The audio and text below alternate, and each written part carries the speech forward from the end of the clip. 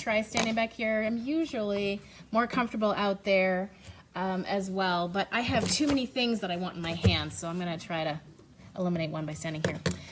My name is Claire Vollotton, and I am a scientist of the earliest years, our first 1,000 days, or infants and toddlers. So I'm here to bring a birth to 3 perspective, ultimately birth to 5, and then later as a foundation for later development. So I see this as our greatest opportunity. This is my nephew on his first day and my niece on about her 1,000th day, just before she turns 3 years old. And I see this as our greatest opportunity to build strong early childhood and ultimately an effective workforce. This is when we have the fastest brain development. So brain development happens faster. The neurons in your brains are connecting and building. There's permanent connections with one another faster in those first 3 years than they will at any other time in life. And here you see all of these different foundational skills for learning that are built in those first 3 years, as each of those lines peaks, you see that time when it's growing the fastest, and then as they slope down, they're still growing, but they're not growing as fast as they did initially. So sensory skills, emotional control, and we all know how important that is, not just in childhood, but in adulthood, habits and conceptualization all peak in the first couple of years, and build the foundation for those things that are going to peak in that 2nd to 3rd year: language, peer relationship skills, and numbers. And those, you'll see, stay sensitive for a while. So Amy's work is pitched right at the time when those number skills are most sensitive. So those are building the foundations for later school success in those first. So that's our sensitive period. Prenatal also counts, so I extended that little bar younger than birth, but I'm going to be sticking to the birth to 3 years. I also see this time as our greatest vulnerability. This is when children are most vulnerable to chronic stressors, toxic stress, and trauma. And we know that a good portion of victims of maltreatment are under 3 years old. So these are things that can absolutely put that development at risk.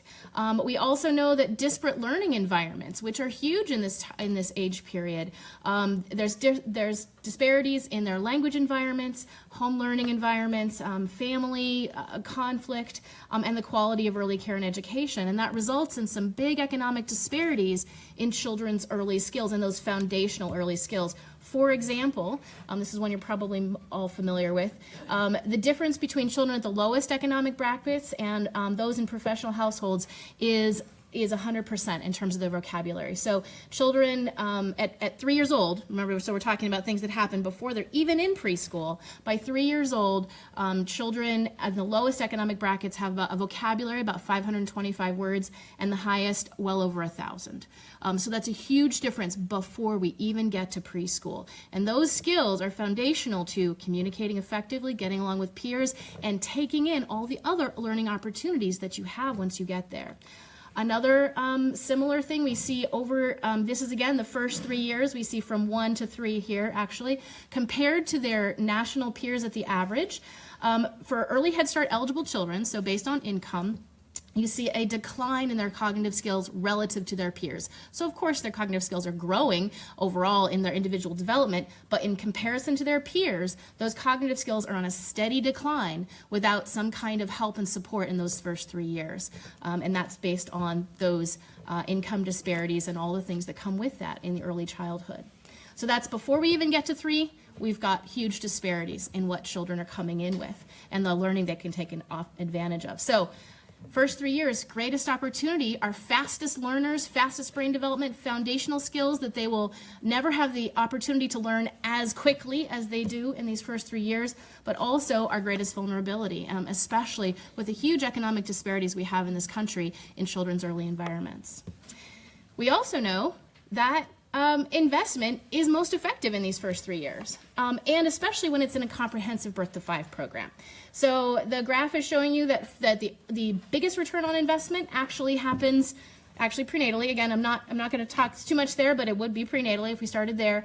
And then in an integrated birth to 5 program, your biggest investment and your return on investment decreases from there.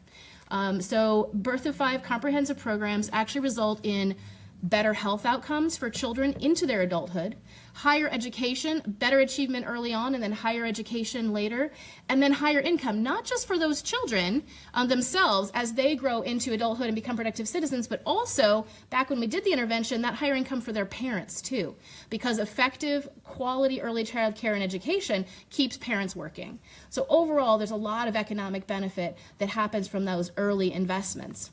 And part of that is because when we invest in the high quality early environments, you're building those skills that they need at pre-K and into the school years, which set them up for success in longer term trajectories. Now notice though that the contiguous learning environment the importance of that never goes away. So early childhood is not an inoculation that then protects children for the rest of their lives.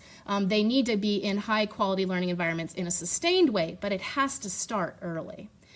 So as a citizen, as a taxpayer, this is what I care about, our return on investment for those productive citizens.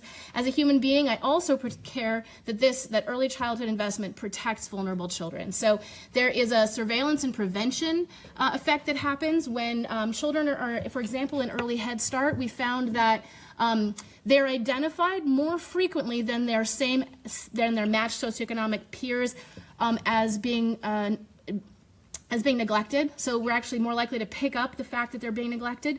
But then being in that program protects them later for abuse. So it has these long-term protective effects as well as those surveillance effects. In addition, it boosts and buffers their development. So it boosts development for all children, and especially for those who need that boost most, and then it can also protect them against those risks. So there's this protective effect. In addition. So this is what I care about as a human being. So I care from a taxpayer perspective. I care from being a human being about protecting vulnerable children. And as a parent, that's what I care about. This is my daughter Colette. She's about 1.5 years now. And because I'm a working parent, I also care about these people. These are her educators. And you can see from these pictures that the quality of their relationship is solid. She feels safe and secure and comfortable with them, and she's getting an excellent education from the very beginning. And as a scientist, I have kept my attention on her growth and development, so in terms of young children in the first 3 years, but now I'm also really turning my attention to those early relationships with practitioners, and these lovely people have also become part of my scientific purview.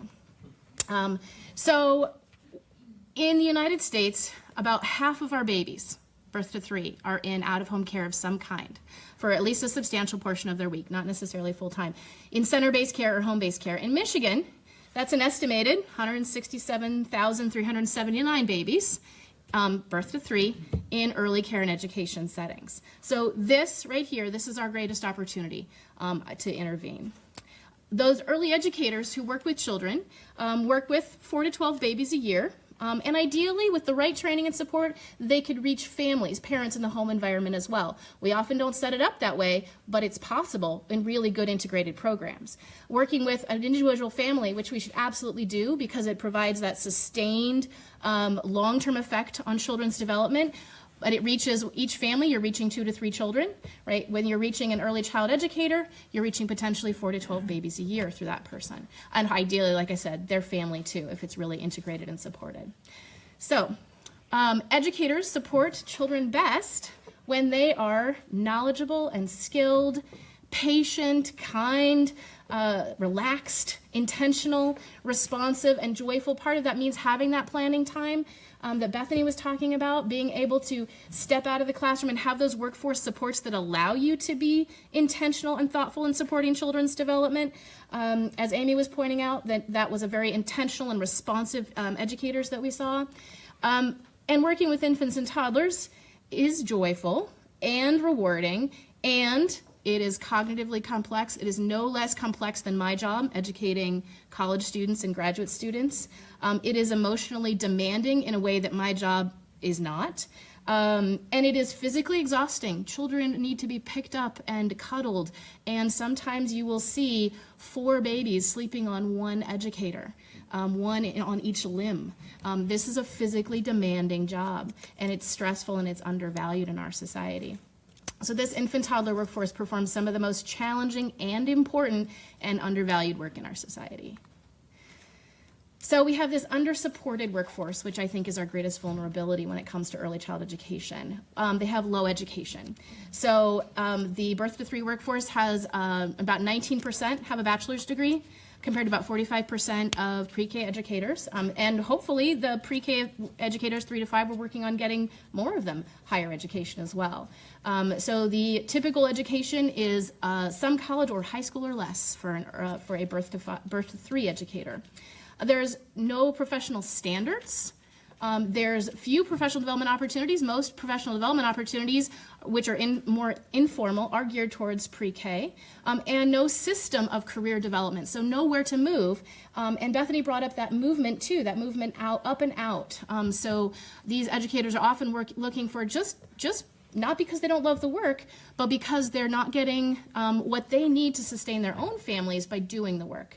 So they are looking for opportunities up and out, and it results in a really high turnover rate of more than 28%. And that, if you know early childhood and those what it takes to support social and emotional skills, that's one of the most devastating things for young children, is to see that constant turnover of the people that they rely on and having to make a new relationship with someone new that they don't yet trust. So that is putting our children at risk right there. And that's in high quality settings as well as low quality settings. So that's putting all of our children at risk. Another way that we're undersupported is by the wages we provide. So the average child care worker in birth to 3 makes $9.77 an hour. It's a little lower in Michigan. In pre-K, it's about $4 more. And you see that as educators' age work that they work with goes up, so does their hourly wage. I'd say none of it is high enough, but certainly our child care workers are getting the least. And if you juxtapose that against the education that's happening the fastest, we see the least paid people are educating the fastest learners in our society. In Michigan, so let's go to this first. So because of that, because we're paying them so little, they're using public income supports. So about 46% nationwide of practitioners in early education, especially in childcare, use at least one, if not more, public income support. So earned income tax credit, welfare or food stamps, and that's costing us $1.5 billion per year. In Michigan, it's a higher number, 47% use one or more income supports, and that's costing us $44.5 million a year.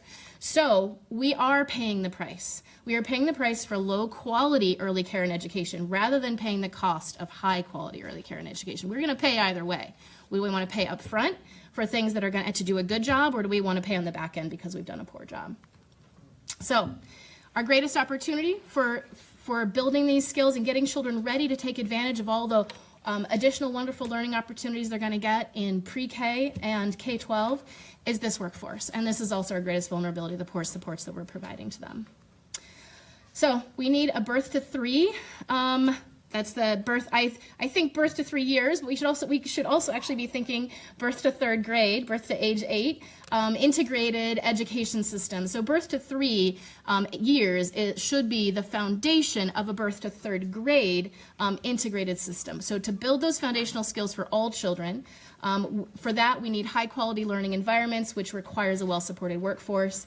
We need to be able to protect children at risk and boost their development, which would require an integrated system that is integrated in other services for children and families that need support. So an integrated sort of horizontal system at each age. And then also an integrated vertical system to set the stage for success in pre-K and beyond.